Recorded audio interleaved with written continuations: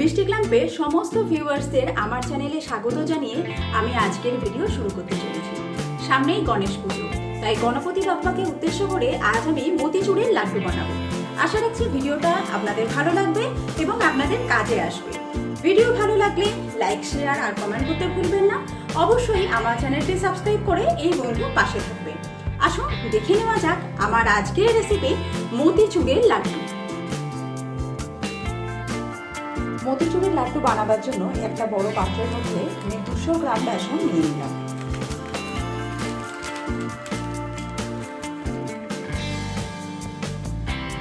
এবার জল অ্যাড করে এর একটা পাতলা ব্যাটার আমাদের তৈরি করে নিতে হবে। অল্প অল্প করে জল অ্যাড করব, একেবারে বেশি জল দিয়ে দেবো না।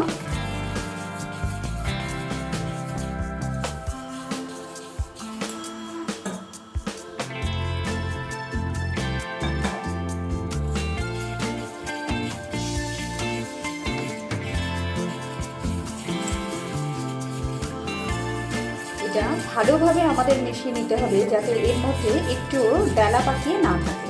আপনারা চাইলে প্রথমে কিন্তু এটা একটা স্ট্রেনারের মাধ্যমে ছেঁকে নিতে পারেন, মানে বেসনটাকে।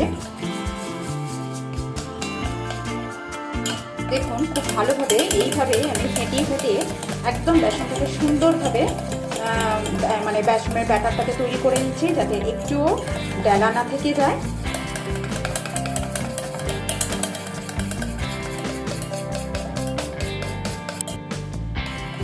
বেসনের ব্যাটার একদম রেডি হয়ে গেছে। ঠিক এরকম একটা পাতলা ব্যাটার আমাদের তৈরি করে নিতে হবে।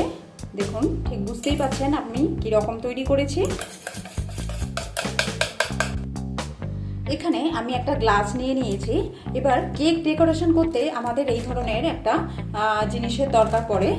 এই পেপারটাকে আমি এরকমভাবে গ্লাসের মধ্যে দিয়ে দিলাম।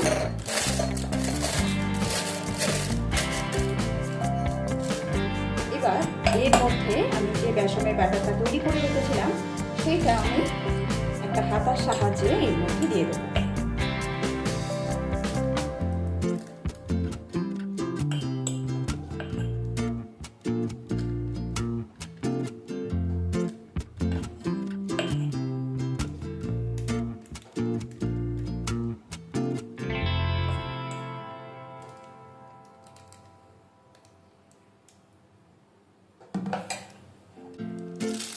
এবার এটাকে মুখটা এরকম ভাবে একটু পেঁচিয়ে নেব।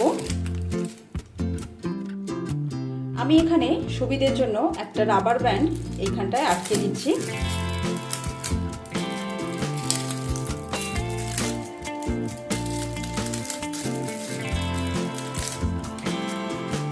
এবার এর যে এই সরু মুখটা আছে, সরু অংশটা আছে, এটা খুব ছোট্ট করে আমাদের কেটে নিতে হবে। একদম ছোট্ট করে এটাকে কেটে নিতে হবে যাতে বেশি বড় না হয়ে যায়।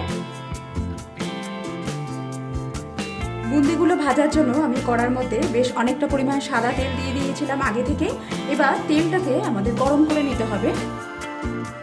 তেল খুব ভালো রকমভাবে গরম হয়ে গেলে গ্যাসের ফ্লেমটা লো টু মিডিয়ামের মাঝামাঝি রেখে এই বুন্দিগুলোকে তেলের মানে ভাজার জন্য তেলের মধ্যে এরকমভাবে ছাড়তে হবে।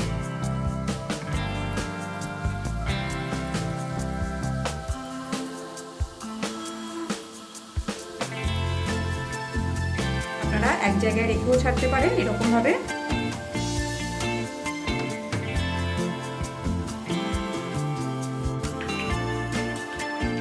খুব বেশি একসাথে ছেড়ে দেব না, তাহলে গায়ে গায়ে লেগে যাবে। দেখুন ঠিক এরকমভাবে একটা একটা ছাড়া ছাড়া করে বুন্দিগুলো তৈরি হচ্ছে। এবার এগুলোকে আমাদের একটু ভেজে নিতে হবে।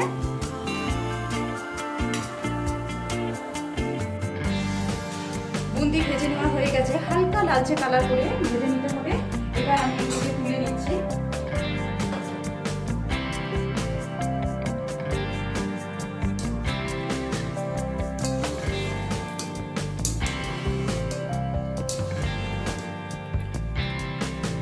তোলার সময় খুব ভালোভাবে তেলটা কিন্তু এইভাবে আমাদের ছাড়িয়ে নিতে হবে।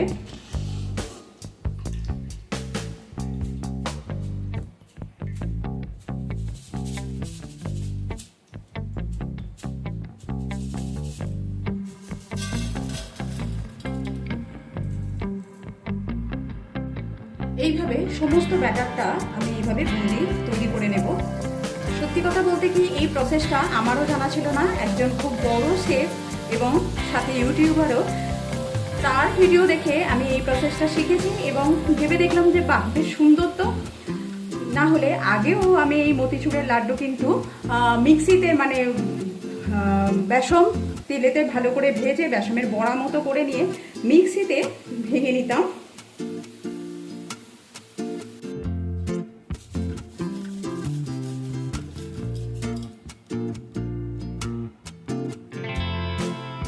এই দেখুন কত সুন্দর মতিচুরের মতিগুলো আমাদের রেডি করা হয়ে গেছে।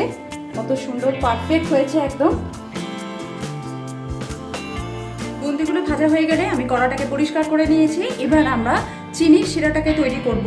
আমি 250 গ্রাম চিনি ব্যবহার করছি 200 গ্রাম বেসনের জন্য। চিনিটাকে আমি একটা মেজারিং কাপে মেপে নিয়েছি। প্রথমে আমি 1 কাপ চিনি দিয়ে দিলাম, তারপর 1/4 কাপ চিনি অ্যাড করে দিচ্ছি। মানে টোটাল আমার এখানে কিন্তু 250 গ্রাম চিনি আছে। চিনিটা মেপে নেবার কারণ জলের পরিমাণটা দিতে সুবিধা হবে। এখানে এই কাপ মেপে 1 কাপ আর 1/4 কাপ চিনি হয়েছিল। এবার জলটা দিচ্ছি আমি এখানে 1 কাপ। এবার এর মধ্যে আমি অরেঞ্জ ফুড কালার অ্যাড করে দিচ্ছি।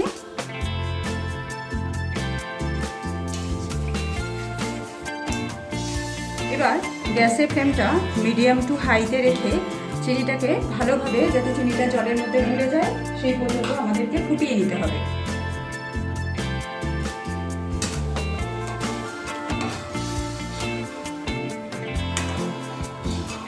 আমি এখানে অরেঞ্জ ফুড কালার ব্যবহার করলাম। আপনারা চাইলে রেড কালারের ফুড কালারও ব্যবহার করতে পারেন, মানে রেড ফুড কালার।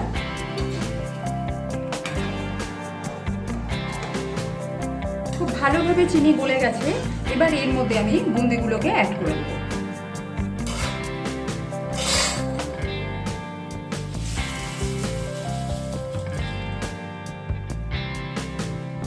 গ্যাসের ফ্লেমটা লোতে রেখে আমি ভালোভাবে বুন্দিগুলোকে চিনির রসের মধ্যে মিশিয়ে নিচ্ছি। বুন্দিগুলোকে কিন্তু একটু সফট হওয়া পর্যন্ত আমাদের এটাকে নাড়াচাড়া করে নিতে হবে, যাতে বুন্দিগুলোর ভেতরে ভালো রকমভাবে রসটা ঢোকে।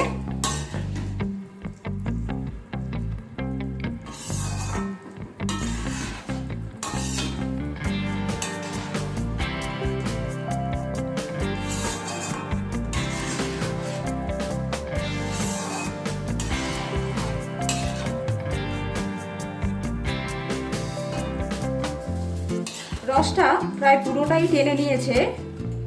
একবার চেক করে নেব যে বোঁদেগুলো সফট হয়েছে নাকি।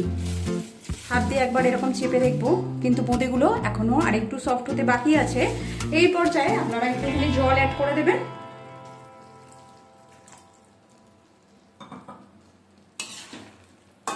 কেননা বোঁদেগুলো যদি সফট না হয় লাড্ডু কিন্তু খেতে ভালো লাগবে না।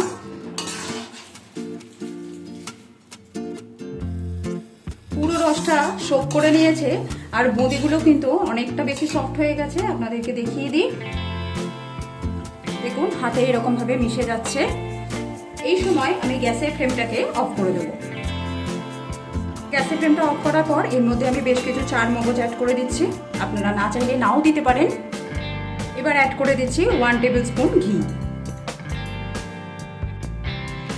সমস্তটা একবার ভালোভাবে মিশিয়ে নেব।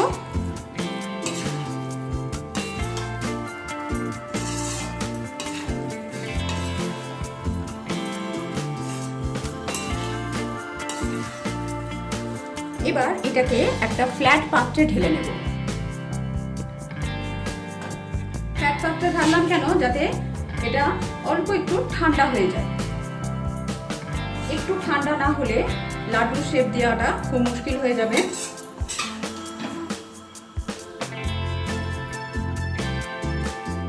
একটু অপেক্ষা করব যাতে এটা একটু ঠান্ডা হয়ে যায়। অল্প গরম থাকতে থাকতে কিছুটা পরিমাণ নিয়ে আমি হাতের সাহায্যে এরকম করে লাড্ডু শেপ দিয়ে নেব।